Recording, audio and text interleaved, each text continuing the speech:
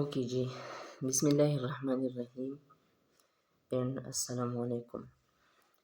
नन्ने टॉपिक दे زمونږه په انټر پیز باندې سیل سایکل چپټر موږ شروع کړو د کلاس 9 نن په هغه کې دویم نمبر لیکچر دی صحیح ده چپټر نمبر 5 د دې نه مخکې یو لیکچر موږ کړی دی دا په دې کې موږ کته سو غوړې اخیری دغه ته ځای ته په دې کې سټیجز موږ لیکلي یعنی چې د سیل سایکل چې کوم دی دا په دوه مرحلو کې کمپلیټ کیږي یو انټر پیز دی او بل ډیویژن پیز دی نن به موږ څه وایو انټر پیز به وایو خو د هغې نه مخکې زه تاسو لږ شانته کې نور هم دا ټاپک چې دی اسان کړي صحیح ده چې تاسو پرې پوه شئ دا موږ سره یو سیل دی صحیح شوه څه دی سیل دی په دې سیل کې به څه کېږي دی به ډیوایډ کېږي تقسیمیږي دوو سیلونو ته به ډیوایډ کېږي مثال په طور باندې دا سیل چې دی دی ډیوایډ شو دوو سیلونو ته 1 او دا دې واخله 2 خو دې چې دې ته ډیوایډ کېږي دا داسې یو دم نه ډیوایډ کېږي دا په مینځ کې څه ټیم اخلي د هغه ټیم نه وروسته څه هغه پروسس نه وروسته به چې دی دا سیل به ډیوایډ کېږي لکه مثال په طور دې ځای کې دا ټیم دی دا هغه ټیم دی دا هغه څه دی دا هغه ټیم دی د دې ټیم نه وروسته به دا سیل دې دوو ته څه کېږي ډیوایډ کېږي دا کوم ټیم دی دې ته موږ وایو انټر پیز انټر پیز دلته کې دا لږ شانته کې ټیم نور هم دی بیا صحیح ده هغې ته موږ وایو ډیویژن پیز ډیویژن پیز د دوه مرحلې دي دا ټیم دی د دې نه وروسته به دا سیل څه کېږي دې دوو ته به ډیوایډ کېږي نن ته موږ کوم وایو انټر پیز ته وایو اوس دا انټر پیز دومره غټ د ټولو نه اوږد ټایم چې دی هغه د دې انټر پیز دی دا انټر پیز چې دی اخلي خو دا بیا موږ ځان له په سب پیزز کې چې دی ډیوایډ کړی دی ګوره دی خو لکه دا اوس یو شو دی دویم شو دی دریم شو د کوم اولنی پیز چې دی دې ته وایو جی 1 پیز دې ته وایو اس پیز دا چې دی دا دی جی 2 پیز نو نن به موږ دا کمپلیټ انټر پیز د د سب سټیجز چې کوم دي دا به هم موږ وایو صحیح ده نو راځئ چې سټارټ واخلو خپل د ټولو نه اولنۍ خبره په انټر پیز کې هغه دا ده چې دا د ټولو نه لانګیسټ پیز دی څه دی لانګیسټ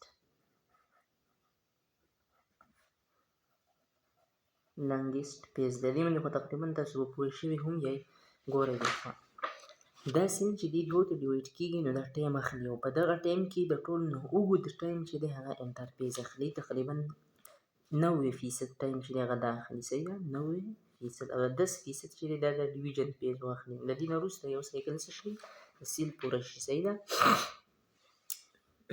ښه اوس به په دې باندې زه تاسو نور هم ښه په اسانۍ سره پوه کوم خپل به پوره کوشش کوم دې خوا ګورئ دا یو سایکل دی دا څه دی یو سایکل دی خو دا سایکل د چا دی دا د سیل دی د چا دی د سیل دی زه ورته ولیکم سیل سایکل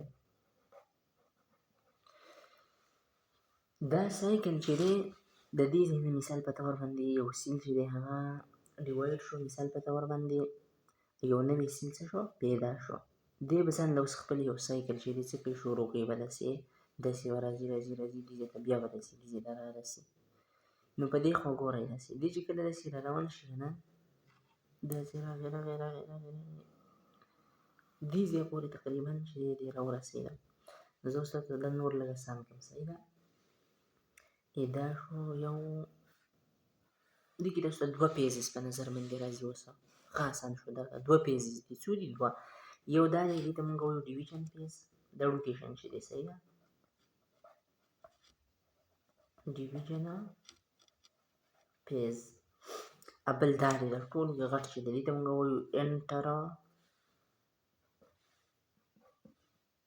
انټر پیز دا انټر پیز دی موږ سره په دې انټر پیز کې د دومره چې غټ دی په دې کې سب ډیویژن شوي دي ځان له وړې شانتې مرحلې دي مطلب لون نه به یو سیل چې دی نو د دې مرحلې نه تېرېږي بیا د دې نه بیا د دې نه بیا د دې نه داسې یو سایکل به څه دی کمپلیټ کړي او کومې دي په هغې باندې خبره کوو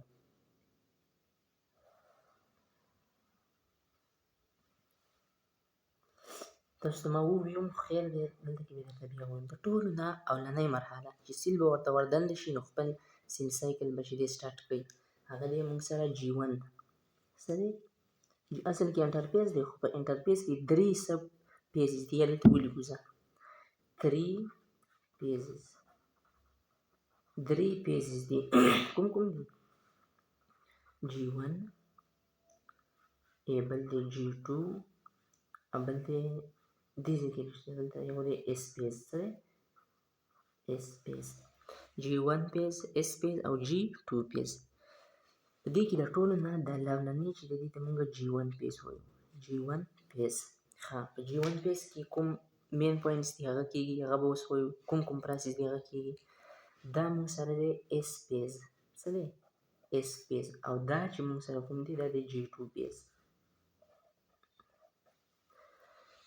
اوس یو سیل چې کوم دی په دې کې 3 مین څیزونه دي دا هم زه تاسو ته ووایم دا مخکې نه صحیح ده څو څیزونه دي 3 پکې د مین څیزونه دي ګورئ خو یو نارمل سیل چې دی دا یو سیل دی ښه تومي نه کوي دا یو سیل دی د سره به 3 مین څیزونه اهم یو دی سیل ممبرین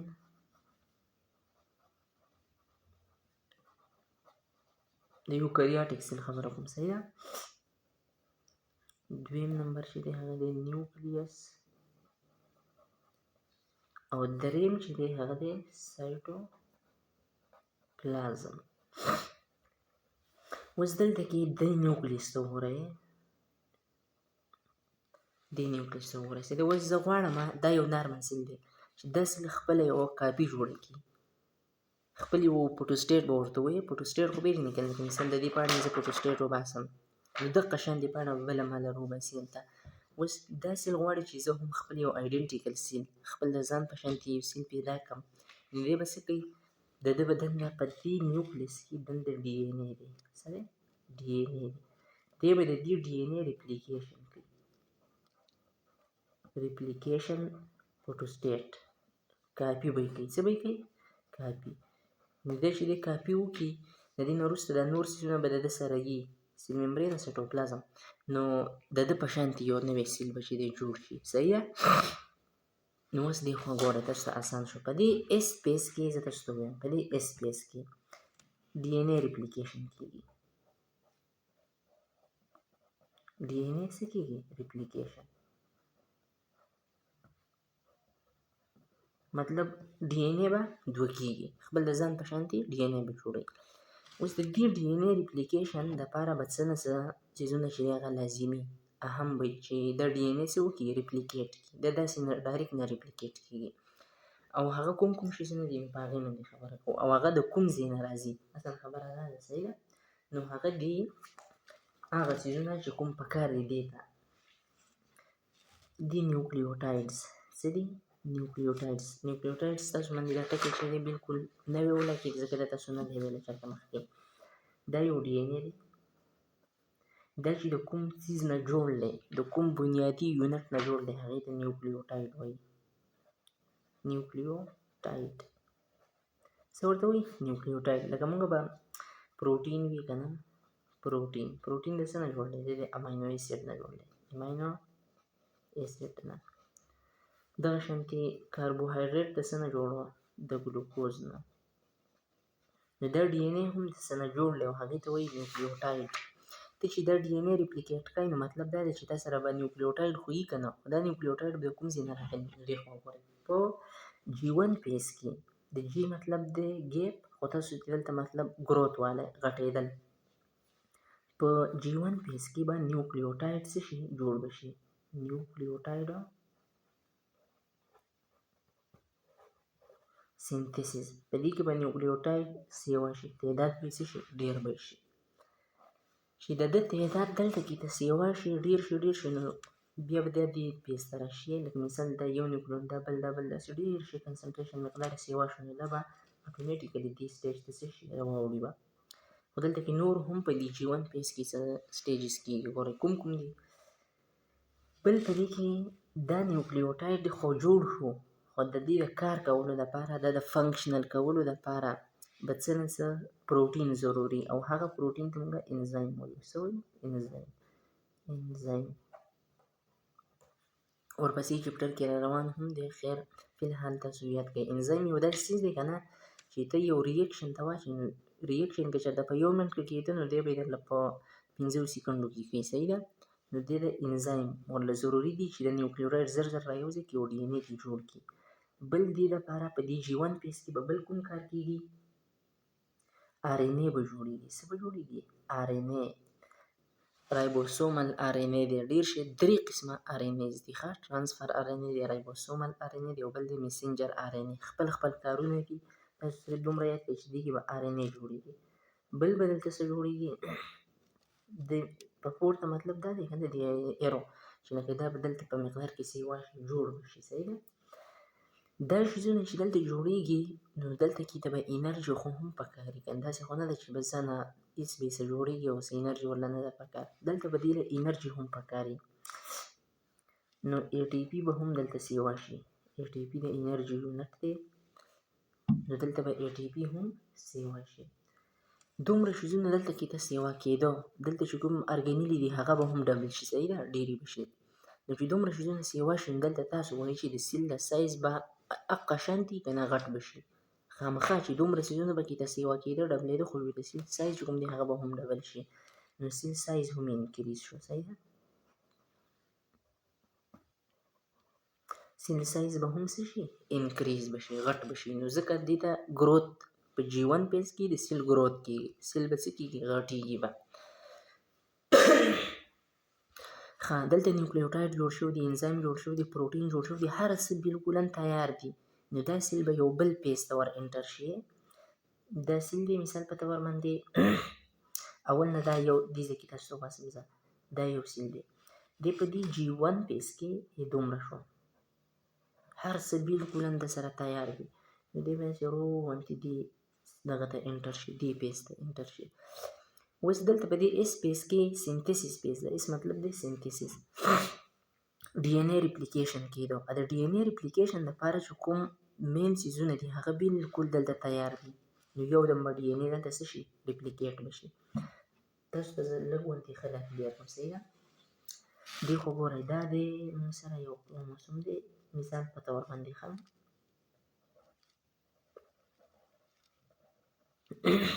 په دې کې به د دې نه 2 جوړېږي. څنګه به جوړېږي؟ نو ګورئ دی خو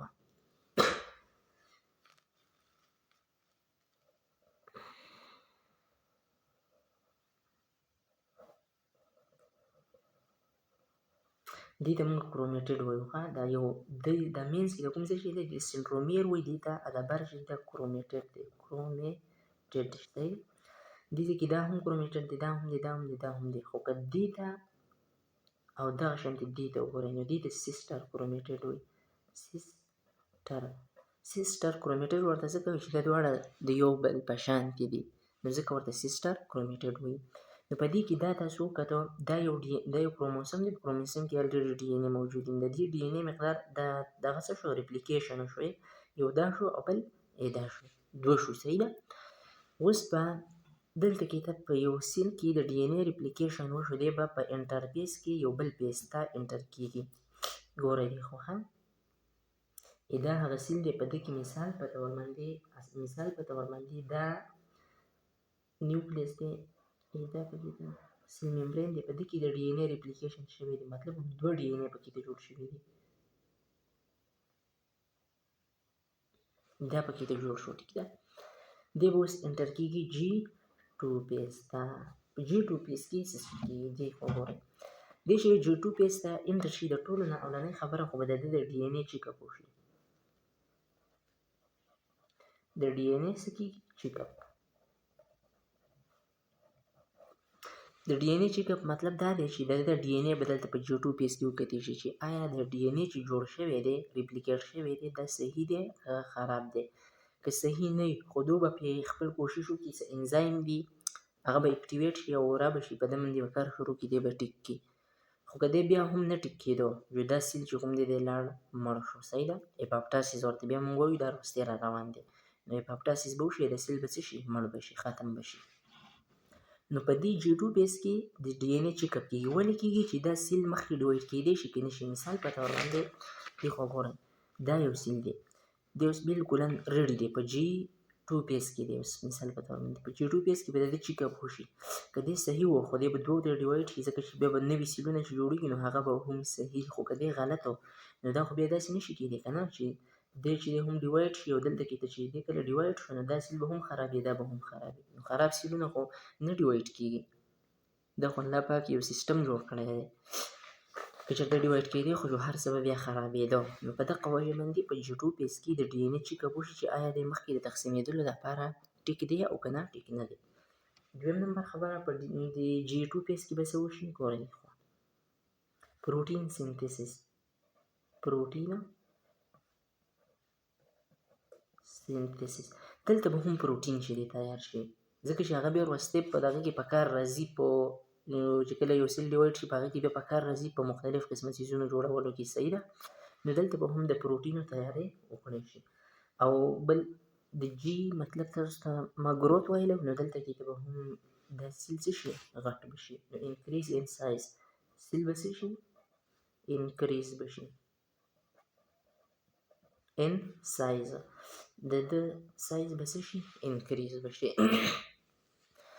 تر دې ځای پورې چې کله هر څه وشو برابر شو نو بیا به ورپسې مایټاسیس ډیویژن فیز چې کوم دی دا به کېږي. چې کله دا وشو نو بس سیل به چې دی نو دوه به سیلونه به جوړ شي. ګورئ دې خوا بیا دا موږ سره دی یو سیل څه دی یو سیل دی. د ده نه به جوړېږي دوه سیلونه. څو سیلونه دوه سیلونه به دې جوړېږي. یو دا شو یو دا شو. ټیک ده.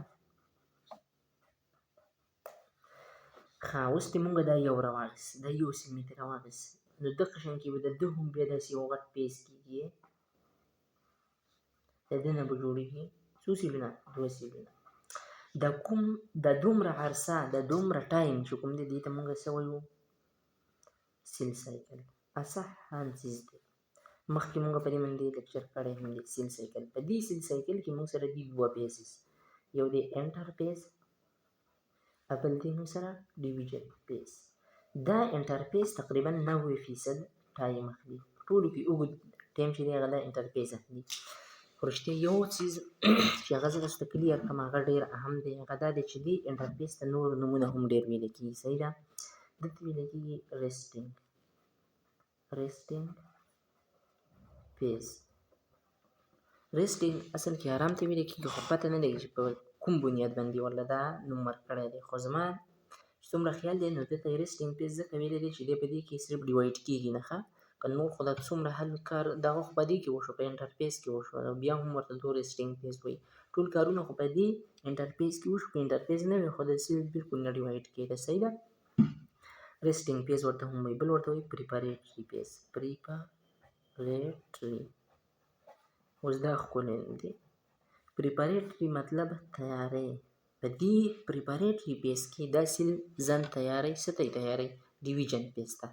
څه ته ډیویژن پیس ته. نو دا بالکل اسان لیکچر دی او ډېر مزیدار هم دی. نو زما یقین دی چې تاسو به پرې پوه شوي هم یې. صحیح ده.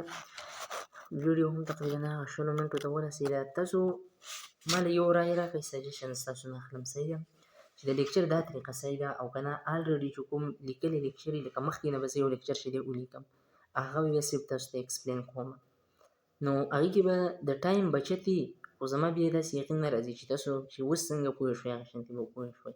خو خیر ستاسو چې کومه رایې ده زما دپاره د دې اهمیت شته دی نو تاسو خپله رایې خامخا په کمنټ کې ولیکئ. صحیح ده چې تاسو ته د لیکچر کومه طریقه چې ده اسانه ده او تاسو ته زده کېږي دې لیکچر. صحیح ده.